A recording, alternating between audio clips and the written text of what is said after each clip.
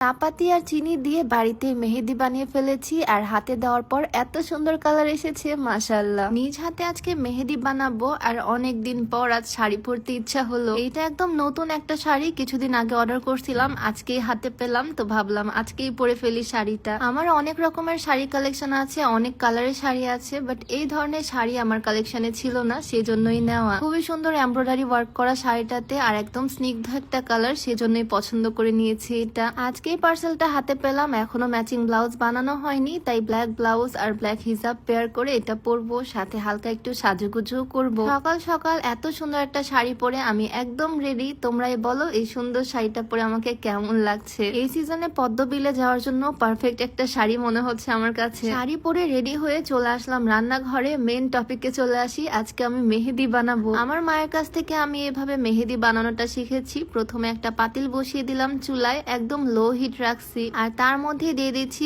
অনেকটা চা পাতা। এই চায়ের লিকারের কালারটাই আসলে আমার লাগবে, আর তার সাথে আমি দিয়ে দিচ্ছি অনেকটা চিনি। এই চিনি আর চা পাতাটা ভালোভাবে আমি মিক্স করে নিচ্ছি একদম লো আছে। এই পোড়া পোড়া গন্ধটা আমার একদম ভাল লাগে না, কেমন যেন বিদঘুটে একটা গন্ধ। তবে কি আর করার, শখ হয়েছে আজকে মেহেদি বানাচ্ছি। জানালাটা একটু খুলে দিচ্ছি, নয়তো সারা বাড়ি একদম ধোয়া ধোয়া হয়ে যাচ্ছে। এইটার মধ্যে আমি অল্প একটু পানি মিক্স করে নিলাম, আর এই তো আমার প্রসেসিং অলমোস্ট কমপ্লিট। এখন যে ঝোলটা আছে, মানে যে পানিটা আছে লিকুইড, এইটা আমার লাগবে, সেজন্য ভালোভাবে ছেঁকে নিচ্ছি। একদম গাঢ় একটা লিকারের কালার আসছে, আর এইটাই আমার দরকার। আমি চেপে চেপে এই রসটা বের করে নিচ্ছি, কারণ লিকুইডটা দিয়েই আমি মেন মেহেদিটা বানাবো। চা পাতাগুলো একদম ছেঁকে ছেঁকে এরকম লিকুইড বের করে নিলাম খানিকটা, আর তার মধ্যে এখন দিয়ে দিচ্ছি ময়দা। ময়দাটা দিচ্ছি আমি যাতে মেহেদিটা আঠালো হয়, হাতে লেগে থাকে। অর্গানিক মেহেদিতেও ময়দা ইউজ করা হয়। আর এটার সাথে আমি দিয়ে দিচ্ছি খানিকটা মেহেদি পাতার গুঁড়া, আর সবকিছু ভালোভাবে মিক্স করে নিচ্ছি। আমার ঘরে তৈরি মেহেদি একদম কমপ্লিট। এবার আমি চলে আসলাম মেহেদিটা হাতে অ্যাপ্লাই করতে। তার আগে তোমাদেরকে বলে দিই, আজকে আমি যে সুন্দর শাড়িটা পরে আছি, এমব্রয়ডারি ওয়ার্ক করা, খুবই সুন্দর এই শাড়িটা আমি নিয়েছি রঙ্গবতী ফেসবুক পেজ থেকে। যে কোনো বয়সী, যে কোনো আপুরা বা আন্টিরা যে কেউ পরতে পারবে। এই শাড়িটা না আসলে খুবই সুন্দর। রঙ্গবতী পেজটা আমি ডিসক্রিপশনে মেনশন করে দিব, তোমরা চাইলে পেজটা ভিজিট করে আসতে পারো। তো অনেকটা কৌতূহল নিয়ে আমি বসে পড়লাম। এখন এই মেহেদিটা হাতে অ্যাপ্লাই করব।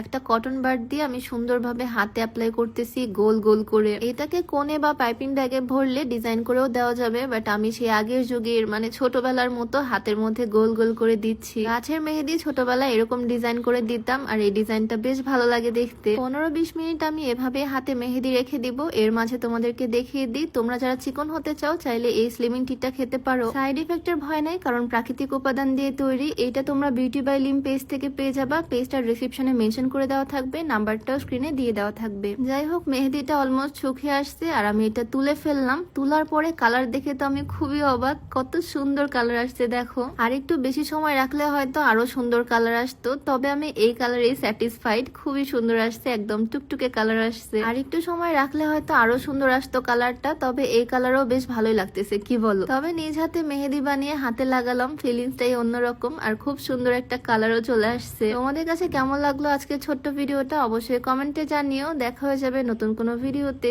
সবাইকে আল্লাহ হাফেজ, আসসালামু আলাইকুম।